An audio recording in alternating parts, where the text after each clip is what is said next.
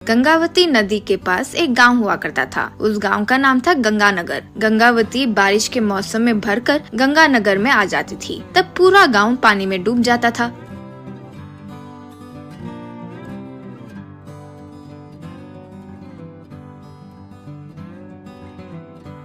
पानी में जाने के बाद लोग वापस बाहर आते थे।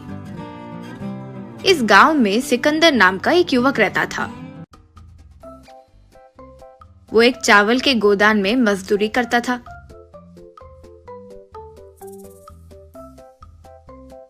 चावल के बोरियों को लॉरी में चढ़ाना उसका काम था। उसकी शादी हो गई थी और बच्चे भी थे। माता पिता भी थे। उन सबकी देखभाल करने की जिम्मेदारी उसी की थी। इसीलिए मिले मजदूरी के पैसे काफी नहीं होने से वो दुखी रहता था। इसीलिए वो दूसरा काम भी करता था। वो ये था कि जब गांव में बाढ़ आती तो नाव लेकर पानी में जाकर एक लकड़ी से पानी में वस्तुएं ढूंढना शुरू करता था। उन्हें ऊपर लाता था। उसमें अगर कुछ कचरा होता तो फेंक कर, कोई महंगी चीज होती तो ले लेता था। इस तरह उसे पैसे, सोना, ऐसे कुछ अच्छी चीजें मिल जाती थी। वो मेहनत से ढूंढता था, फिर उन्हें दुकान में बेचकर पैसे कमाता था। एक दिन गोदान में बोरी उठा रहे सिकंदर को टीवी पर लेडी न्यूज रीडर, आज की मुख्य समाचार, जोरदार बारिश की वजह से गंगावती से बाढ़ आने की संभावना है, इसीलिए वहाँ के गांव वाले सावधान रहें, यूं बोली। वो सुनकर सिकंदर, आहा, इस बार बाढ़ में पता नहीं क्या मिलेगा। कोई अच्छी चीज मिली और 4 पैसे और मिलेंगे तो अच्छा रहेगा, यूं सोचा। जैसे सोचा वैसे ही बाढ़ आई और गांव डूब गया। सिकंदर नाव लेकर पानी में जाते हुए लकड़ी से पानी में ढूंढना शुरू किया। लकड़ी को बाहर निकाल कर देखा तो उसमें एक आईफोन दिखाई दिया। तब वो, आहा, आईफोन मिल गया। इसकी कीमत तो अच्छी होगी। मेरी किस्मत अच्छी है, यूं सोचा। फिर वो घर आकर, इस फोन को ठीक कराने के पैसे तो मेरे पास नहीं है। फोन पानी में गिरे तब उसे चावल में रखने से वो पानी निकल जाता है और वो ठीक हो जाता है, ऐसे कहीं पड़ा था, यूं सोचा। और उस आईफोन को चावल की बोरी में डालकर उसके ऊपर चावल डाल दिया। बारिश कम हुई और गांव मामूली स्थिति में आ गई। वो चावल के बोरी से फोन निकालकर उसे ऑन किया। वो ऑन हुआ, देखा तो उसमें बहुत सारे मिस्ड कॉल्स थे। इतने में फोन फिर से बजा। वो घबराते हुए फोन उठाया आगे से।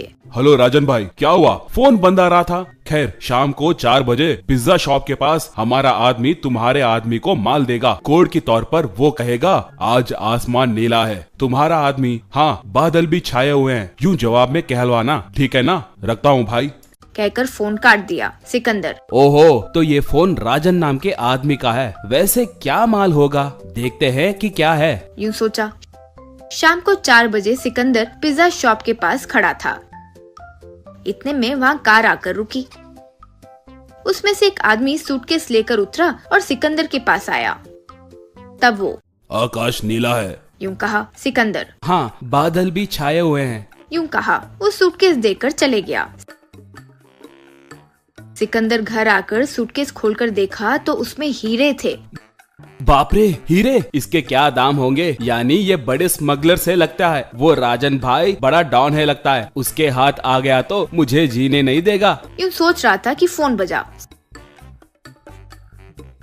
सिकंदर फोन उठाकर, हेलो, यूं कहा आगे वाला। हेलो, कौन बात कर रहा है? यूं पूछा सिकंदर। मुझे फोन मिलाकर कौन बात कर रहा है यूं पूछ रहे हो? तुम कौन हो? यूं कहा। तब वो, ये तुम्हारा फोन नहीं है, मेरा फोन है, मेरा नाम राजन है, यूं कहा। बस सिकंदर की दिल की सांसें रुक गई। तब वो, भाई, मेरा नाम सिकंदर है, मुझे माफ करो भाई, ये मेरा फोन नहीं है, ये मुझे पानी में मिला भाई। अभी कोई फोन मिलाकर हीरे भी देकर गया है, वो मेरे पास ही है भैया। मैं हाथ जोड़ता हूँ, मुझे कुछ मत करो। आपका फोन आपको दे देता हूँ, आपके हीरे भी दे देता हूँ। आप जहाँ आने के लिए बोलोगे वहाँ आऊंगा भाई, यूं कहा राजन। तुम्हें आने की जरूरत नहीं है, मैं ही तुम्हारे पास आऊंगा। तुम्हारा एड्रेस बोलो, यूं कहा। सिकंदर ने एड्रेस दिया। थोड़ी देर में उसके घर के सामने एक हेलीकॉप्टर आकर उतरा।